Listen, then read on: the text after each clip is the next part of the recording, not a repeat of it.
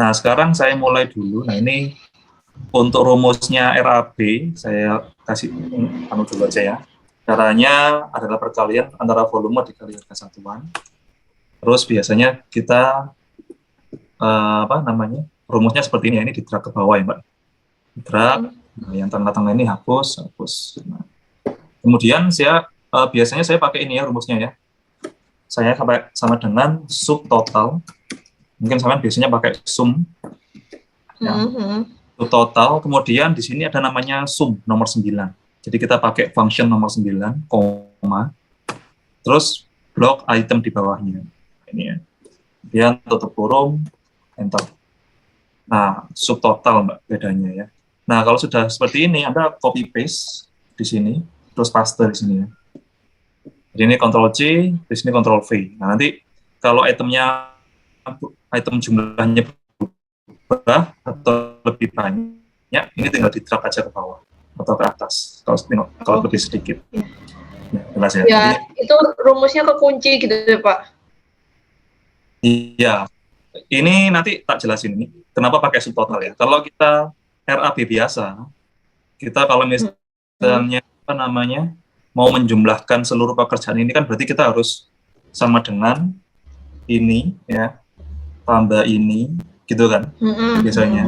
Nah, itu kan kalau itemnya oke lah. Dikit, ya oke. Ya, tapi kalau banyak, itu lama, Mbak. Nah, makanya saya biasanya pakai total, klik sama dengan, di bagian bawah ini juga subtotal lagi. Tak kurung, nomor 9 juga, tanda koma, ya. Kalau punya komputer sampean pemisahnya titik koma ya, jadi nggak mesti pakai koma. Terus ini arahkan dari yang paling atas sampai bawah. Kemudian tutup kurung, enter. Nah, apa bedanya antara subtotal dengan sum? Ya, kalau saya pakai sum, saya contoh ini. Kalau sum ini kejumlah 2 kali, Mbak. Iya, itunya ya. Kejumlah 2 kali kan, 78 juta. Sedangkan kita cuma mutuhin angka-angka yang ini aja. Subtotal ini jangan ke jumlah. Nah, itu. Oke. Itu ilmunya ya. Jadi kalau butuh item pekerjaannya penjumlahannya banyak, terus dia butuh informasi rekap biaya, karena biasanya ada juga yang membuat RAB itu subtotalnya masuk ke item baru di sini ya, dipisah, diberdasarkan. Nah, tadi kan kebanyakan kolom ya, nah itu nggak rapi. Biasanya supaya rapi, saya ngetriknya pakai itu subtotal. Nah, kemudian kita main bobot ya. Bobot tahu ya Mbak ya? Apa rumusnya bobot?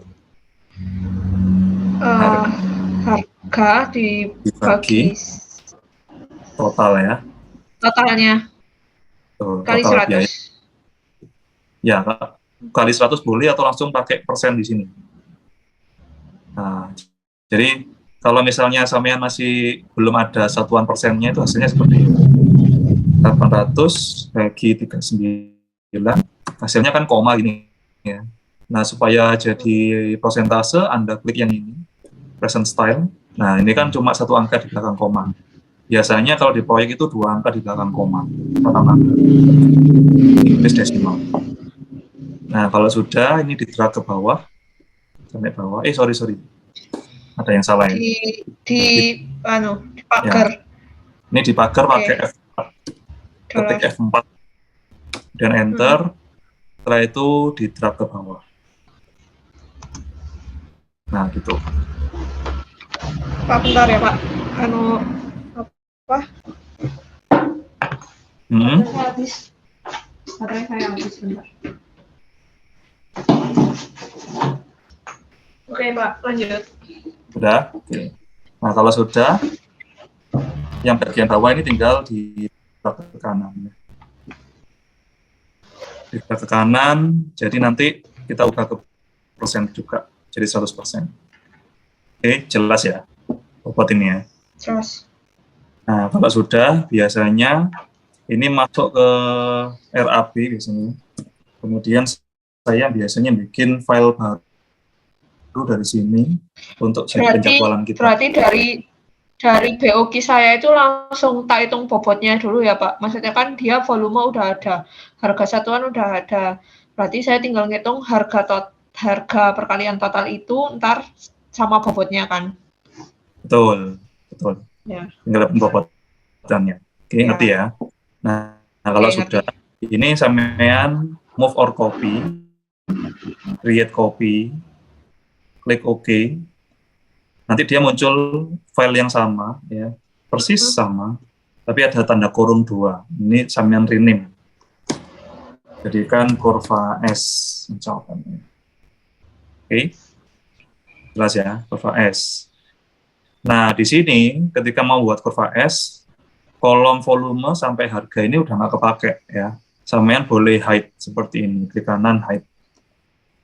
Nah, sembunyikan. Karena kita butuhnya ketika di penjadwalan itu hanya bobot saja. Ya. Nah, kemudian kontraknya berapa lama? Nah, itu yang harus kita tahu ya. Kalau dari klien kita 4 bulan, ini tak bikin 2 bulan aja ya, biar pendek ya. 2 bulan berarti kan saya harus punya 8 minggu ya. Ya. Nah, caranya gini nih. Karena saya asumsikan proyek ini selesai 2 bulan, maka saya bikin seperti ini. Saya draft 2 bulan, berarti sampai minggu ke-8. Kemudian ini saya kasih nama dengan cara merge center, kasih nama minggu ke.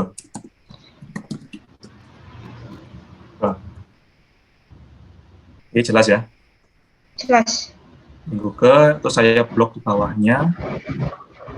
Pak, mau tanya. Gitu itu biasanya dibuat kurva S itu lebih kayak harian atau mingguan sih, Pak? Mingguan. Wajib mingguan.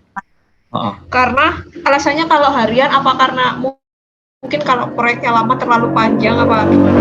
Kalau harian, sampean nanti update setiap hari, Mbak. Sementara klien cuma butuhnya rapat mingguan, toh. Per minggu ini. Gitu. Dan evaluasinya dengan klien dan konsultan tuh setiap 1 minggu sekali. Gitu kan. Sampean sering ikut rapat mingguan nggak dengan klien, dengan owner? Iya, Ya itu ya, mingguan biasanya. Ya. Oke.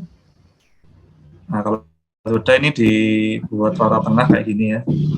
Nah, terus biasanya ini kan ukurannya kebesaran ya, kalau misalnya minggunya banyak. Kalau mau dikecilin, caranya diblok seperti ini, sampean geser ke kiri dikit seperti ini. Nah, supaya dia ukurannya sama persis. Oke. Ya. Nah, biasanya orang itu biasanya kalau mau agak rapi kan satu-satu gini kan. Nah, itu kelamaan. Kalau mau cepet, blok yang semua, Anda geser ini ke kiri sedikit aja, dia akan ikut semua. Jadi ukurannya sama semua. Nah, kemudian ini kita kasih bold ya supaya rapi, kasih warna juga boleh. Sesuai keinginan lah kalau ini ya. Nah, yang kalau misalnya ini berarti ini harus di merge supaya sama atas bawah. Ya. Ini sama, arahkan ke atas, kasih warna yang sama. Ya. Jadi biar satu kesatuan. Nah, kemudian biasanya kalau kita bikin bar chart untuk penjadwalan kan seperti ini ya. Ini sama dengan arahkan ke sini. Wah, ini nggak kelihatan ya. Berarti ini kurang besar. Nah, seperti ini. Ya. Nah, biasanya kita kasih warna seperti ini ya, manual. Nah, supaya nggak bolak-balik mau kasih warna seperti ini ada tipsnya ya. Jadi ada tipsnya. Soalnya kalau sudah di proyek, itemnya kan banyak ya. Banyak, ya. Detailingnya kan banyak. Nah, nanti kelamaan kalau harus kerja 2 kali. Nah, sebelum mengisi jadwal, sampean blok dulu tabel yang ada di dalam sini. Kemudian klik yang namanya conditional formatting. Ini mungkin belum pernah pakai. Terus new rule, aturan baru. Terus pilih yang ini, format only cell that contain. Ya. Maksudnya adalah format sel yang berisi apa nih di sini ya. Kemudian pilih yang cell value-nya ini greater than. Ya, lebih besar daripada 0. Kemudian klik format, kasih warna sesuai keinginan kita. Di format, itu kasih fill, pilih warna kuning misalnya. Klik OK, nah seperti ini. Jadi ini macam gini Mbak.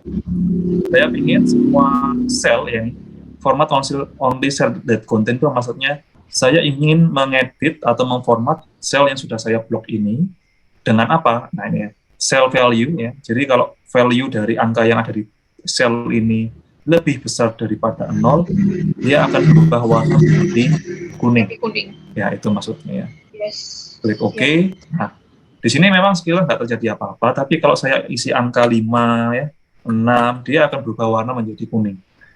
Itu maksudnya. Kalau saya hapus karena ada kesalahan, dia juga akan hilang. Nah, jadi di sini kita nggak akan kerja 2 kali untuk menghapus, kemudian ngasih warna, kemudian hapus warnanya ya. Nah, itu kan melelahkan ya. Nah, kayak gitu. Oke, jelas ya.